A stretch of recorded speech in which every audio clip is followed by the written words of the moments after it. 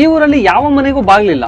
ಅದು ಯಾವ ಊರು ಅಂದ್ರೆ ಮಹಾರಾಷ್ಟ್ರದ ಸಿಂಗ್ನಪುರ ಅನ್ನೋ ವಿಲೇಜ್. ಈ ಊರಲ್ಲಿ ಶನಿ ದೇವರ ದೇವಸ್ಥಾನ ಇದೆ. ಇಲ್ಲಿನ ಜನ ಈ ದೇವರನ್ನ ತುಂಬಾ ಪವರ್ಫುಲ್ ಅಂತ ಬಿಲೀವ್ ಮಾಡ್ತಾರೆ. ಅದಕ್ಕೋಸ್ಕರನೇ ಈ ಊರಲ್ಲಿ ಯಾವ ಮನೆಗೂ ಬಾಗ್ಲಿಟ್ಟಿಲ್ಲ. ಇಲ್ಲಿ ನಿಮ್ಗೊಂದು ಡೌಟ್ ಬರ್ಬೋದು, ಮನೆಗಳಿಗೆ ಬಾಗ್ಲಿಲ್ಲ ಅಂತ ಅಂದ್ರೆ ಕಳ್ತನ ಆಗಲ್ವಾ ಅಂತ. ಇಫ್ ಇನ್ ಕೇಸ್ ಇಲ್ಲಿ ಕಳ್ತನ ಆದ್ರೆ ಕಳ್ತನ ಮಾಡಿರೋರಿಗೆ ತಕ್ಕ ಶಿಕ್ಷೆ ಆಗುತ್ತಂತ ಈ ಊರಿನ ಜನ ಬಿಲೀವ್ ಮಾಡ್ತಾರೆ. ಈ ಊರಲ್ಲಿ ಸುಮಾರು ವರ್ಷಗಳಿಂದ ಕಳ್ತನ ಆಗಿರೋ ಉದಾಹರಣೆ ಇಲ್ವಂತೆ. ಟ್ವಿನ್ಸ್ ಮಕ್ಳು ಹುಟ್ಟೋದನ್ನ ನಾವು ಅಪರೂಪ ಕೇಳ್ತಾ ಇರ್ತೀವಿ, ಆದ್ರೆ ಈ ಊರಲ್ಲಿ 200ಕ್ಕೂ ಹೆಚ್ಚು ಜನ ಟ್ವಿನ್ಸ್ ಮಕ್ಳು ಹುಟ್ಟಿದ್ದಾರೆ. ಅದಕ್ಕೆ ಈ ಊರನ್ನ ಟ್ವಿನ್ಸ್ ವಿಲೇಜ್ ಅಂತ ಕೂಡ ಕರೀತಿದ್ದಾರೆ. ಅದೇ ಕೇರಳದ ಕೊಡ್ನಿ ಗ್ರಾಮ. ಈ ಊರಲ್ಲಿ ಇಷ್ಟೊಂದು ಟ್ವಿನ್ಸ್ ಮಕ್ಳು ಹುಟ್ಟಿರೋದ್ರಿಂದ ಸೈಂಟಿಸ್ಟ್ ಏನ್ ಹೇಳ್ತಿದ್ದಾರೆ ಅಂದ್ರೆ, ಒಂದು ಜೆನೆಟಿಕ್ಸ್, ಇಲ್ಲ ಹ್ಯೂಮನ್ ಹಾರ್ಮೋನ್ ಇಂಬ್ಯಾಲೆನ್ಸ್, ಇಲ್ಲ ನೇಚರ್ ಅಂಡ್ ಫುಡ್ ರೀಸನ್ ಆಗಿರ್ಬೋದು ಅಂತ ಹೇಳ್ತಿದ್ದಾರೆ. ಬಟ್ ಇದಕ್ಕೆ ಕರೆಕ್ಟ್ ರೀಸನ್ ಇನ್ನೂ ಸಿಕ್ಕಿಲ್ಲ. ಇದೊಂದು ಮಿಸ್ಟರಿ ಆಗಿ ಉಳಿದಿದೆ. ಸಾಮಾನ್ಯವಾಗಿ ನಾವು ಮನೆಯಲ್ಲಿ ಬೆಕ್ಕು, ನಾಯಿ, ಹಸುಗಳನ್ನ ಸಾಕೊಂತೀವಿ.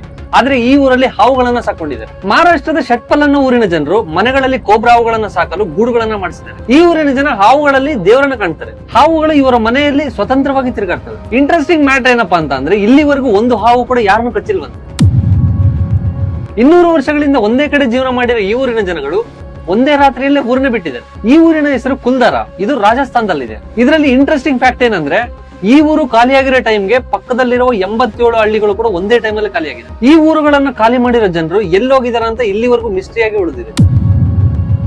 ರೂಪ್ಕುಂಡ್ ಅನ್ನೋ ಈ ಲೇಕ್ ಅಲ್ಲಿ 800 ಹ್ಯೂಮನ್ ಸ್ಕೆಲಿಟನ್ ಸಿಕ್ಕಿದೆ. ಈ ಸ್ಕೆಲಿಟನ್ಸ್ ನ ಕಾರ್ಬನ್ ಡೇಟಿಂಗ್ ಮಾಡಿದಾಗ ಗೊತ್ತಾಗಿರೋದು ಏನಂದ್ರೆ, ಇದರಲ್ಲಿ ಕೆಲವರು 1000 ವರ್ಷದ ಹಿಂದೆ, ಇನ್ನು ಕೆಲವರು 200 ವರ್ಷದ ಹಿಂದೆ ಸತ್ತಿದ್ದಾರೆ. ಆಶ್ಚರ್ಯ ಏನಂದ್ರೆ, ಇದರಲ್ಲಿ ಒಬ್ರು ಕೂಡ ಇಂಡಿಯನ್ಸ್ ಇಲ್ಲ. DNA ಟೆಸ್ಟ್ ಮಾಡಿದಾಗ ಇವರೆಲ್ಲ ಯುರೋಪಿಯನ್ಸ್ ಅಂತ ಗೊತ್ತಾಗಿದೆ. ಆದ್ರೆ ಇಲ್ಲಿ ಸತ್ತಿರೋ ಎಲ್ಲರಿಗೂ ಒಂದು ಕಾಮನ್ ಪಾಯಿಂಟ್ ಇದೆ. ಕ್ರಿಕೆಟ್ ಬಾಲ್ ಸೈಜ್ ಅಲ್ಲಿ ಇವರ ತಲೆ ಮೇಲೆ ಹೋಲ್ ಆಗಿದೆ. ತಲೆ ಮೇಲೆ ಆಲಿಕಲ್ ಬಿದ್ದು ಸತ್ತಿದ್ದಾರೆ ಅಂತ ಸೈಂಟಿಸ್ಟ್ ಹೇಳ್ತಿದ್ದಾರೆ. ಆದ್ರೆ ಬರೀ ಯುರೋಪಿಯನ್ಸ್ ಸತ್ತಿರೋದು ಒಂದು ಮಿಸ್ಟೇಕ್ ಆಗಿದೆ.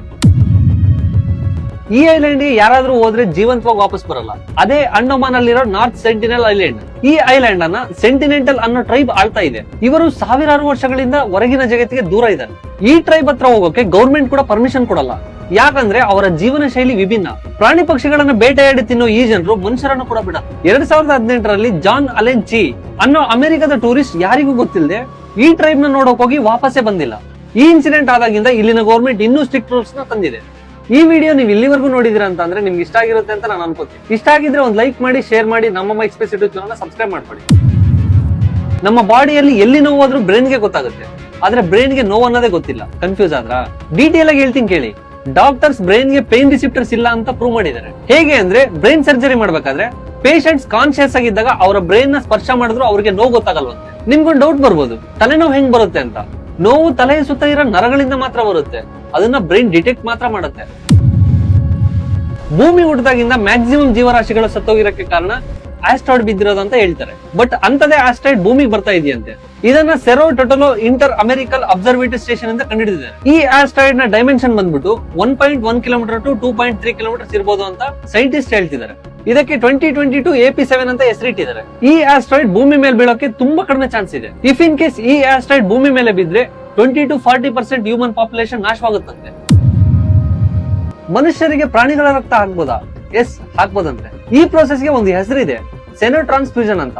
1667 ಅಲ್ಲಿ ಫ್ರೆಂಚ್ ದೇಶದ ಜೀನ್ ಬ್ಯಾಪ್ಟಿಸ್ಟ್ ಡೆನಿಸ್ ಅನ್ನೋ ಈ ವ್ಯಕ್ತಿ 17 ವರ್ಷದ ಹುಡುಗನಿಗೆ ಮೇಕೆ ರಕ್ತವನ್ನು ಟ್ರಾನ್ಸ್ಫರ್ ಮಾಡಿ ಸಕ್ಸಸ್ ಆಗಿದೆ. ಇದು ಆನ್ ರೆಕಾರ್ಡ್.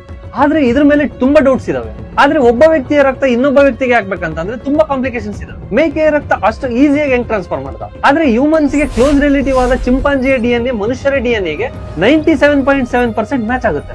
ಮನುಷ್ಯರಲ್ಲಿ ಇರೋ A-B-O ಬ್ಲಡ್ ಗ್ರೂಪ್ಸ್ ಚಿಂಪಾಂಜಿಯಲ್ಲಿ ಕೂಡ ಇರುತ್ತೆ. ಚಿಂಪಾಂಜಿಯ ರಕ್ತನ ಮನುಷ್ಯರಿಗೆ ಟ್ರಾನ್ಸ್ಫರ್ ಮಾಡಕ್ ನೋಡ್ತಿದ್ದಾರೆ. ಇದರ AB ಬ್ಲಡ್ ಗ್ರೂಪ್ ಅಲ್ಲಿ ಆಂಟಿಜೆನ್ಸ್ ಐಡೆಂಟಿಕಲ್ ಸೆಲ್ಸ್ ಏನಾದ್ರೂ ಇಲ್ಲ ಅಂದ್ರೆ ನಮ್ಮ ಬಾಡಿ ಆ ರಕ್ತವನ್ನ ರಿಜೆಕ್ಟ್ ಮಾಡುತ್ತೆ. ಆದ್ರೆ O ಗ್ರೂಪ್ ಅಲ್ಲಿ ಈ ಸೆಲ್ಸ್ ಇದ್ರೆ ನಮ್ಮ ಬಾಡಿ ಅಕ್ಸೆಪ್ಟ್ ಮಾಡೋ ಚಾನ್ಸ್ ಇದೆ. ನಮ್ಮ ದೇಶಕ್ಕೆ ಗಾಂಧೀಜಿ ಹೇಗೋ ಪಾಕಿಸ್ತಾನಕ್ಕೆ ಮೊಹಮ್ಮದ್ ಅಲಿ ಜಿನ್ನಾ ಹಾಗೆ. ಶಾಕಿಂಗ್ ವಿಷಯ ಏನು ಅಂದ್ರೆ, ಇವರು ಮುಸ್ಲಿಂ ಅಲ್ಲ, ಹಿಂದೂ ಅಂತೆ. National institute of historic cultural research ಅಲ್ಲಿ ಕೆಲಸ ಮಾಡೋ ರಿಸ್ಪಾನ್ ಮಹಮ್ಮದ್ ಅವರು ಬರೆದಿರೋ ಒಂದು ಆರ್ಟಿಕಲ್ ಪ್ರಕಾರ ಮೊಹಮ್ಮದ್ ಅಲಿ ಅವರ ಗ್ರಾಂಡ್ ಫಾದರ್ ಪುಂಜಾ ಮೇಜಿ ಮತ್ತೆ ಅವರ ಬ್ರದರ್ ಹೆಸರು ಇರ್ಜಿ.